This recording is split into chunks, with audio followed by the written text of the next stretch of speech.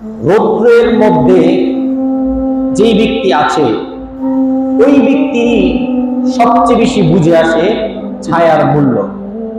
কথাটা বুঝছেন?